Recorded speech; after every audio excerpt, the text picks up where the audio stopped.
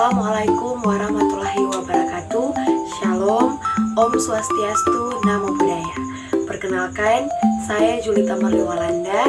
Saya adalah mahasiswa dari kampus Poltekkes Kemenkes Manado dengan jurusan farmasi. Dan di saat ini saya didampingi oleh keluarga saya, yaitu mama saya. Nama saya Pemina Ma'arende.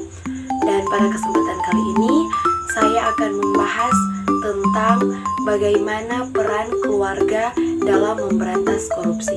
Tapi sebelum itu, alangkah baiknya kita mengetahui apa itu korupsi terlebih dahulu. Jadi, istilah korupsi yang telah diterima dalam pembendaharaan kata bahasa Indonesia adalah kejahatan, kebusukan, dapat disuap, tidak bermoral, kebejatan, dan ketidakjujuran.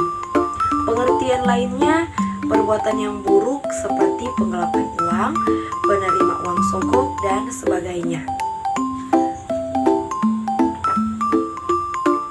Ada dua faktor penyebab terjadinya korupsi. Yang pertama, faktor internal, yaitu berasal dari diri pribadi atau individu.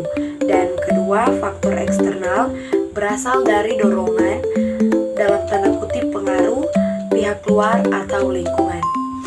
Korupsi berasal dari bahasa Latin, corruptus dan corruptio. Dan menurut KBBI, korupsi adalah penyelewengan atau penyalahgunaan uang negara, perusahaan, dan sebagainya untuk keuntungan pribadi dan orang lain. Selain daripada itu, ada beberapa definisi pakar menyatakan. Yang pertama dari Baharudin Lopa mengartikan korupsi sebagai suatu tindak pidana yang berhubungan dengan penyuapan, manipulasi, dan perbuatan lainnya sebagai perbuatan melawan hukum yang merugikan keuangan dan perekonomian negara serta merugikan kesejahteraan dan kepentingan umum. Dan kedua dari Subekti dan Citri Swedibio yang menyatakan bahwa korupsi adalah perbuatan curang dan tindak pidana yang merugikan negara. Ada 7 jenis korupsi. Yang pertama, merugikan keuangan negara. Kedua, suap menyuap. Ketiga, penggelapan dalam jabatan. Keempat, pemerasan. Kelima, perbuatan curang. Keenam, benturan kepentingan dalam pengadaan. Dan ketujuh, gratifikasi.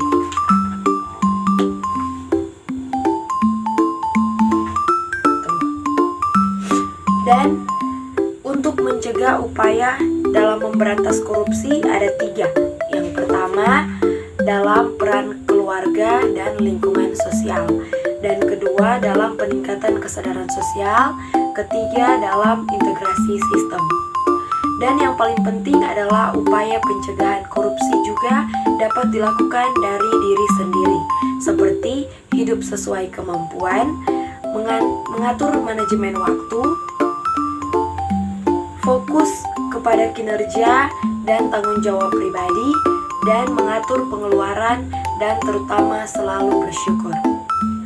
Nah, itulah penjelasan tentang korupsi. Dan saat ini kita akan masuk dalam tanya jawab. Saya akan bertanya dengan pertanyaan yaitu, sebutkan satu contoh korupsi dalam kehidupan sehari-hari. Contoh, saya pegang buku simpan pinjam dalam suatu arisan. Di dalam buku simpan pinjam itu ada uang 2 juta rupiah. Suatu saat kita ada keperluan mendadak sekali, tapi entah mau ambil duit di mana, tidak mempunyai jalan keluar selain kita ambil duit di dalam buku simpan pinjam.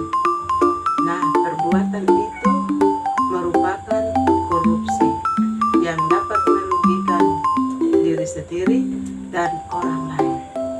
Oke, itulah sebuah tindakan korupsi, sebuah contoh tindakan korupsi yang dapat merugikan diri sendiri maupun orang lain. Dan itulah penjelasan beserta dengan tanya jawab mengenai korupsi. Biarlah dari penjelasan yang sudah dibahas tadi, kita bisa belajar bersama bahwa tindak korupsi adalah perbuatan yang tidak baik bagi diri sendiri maupun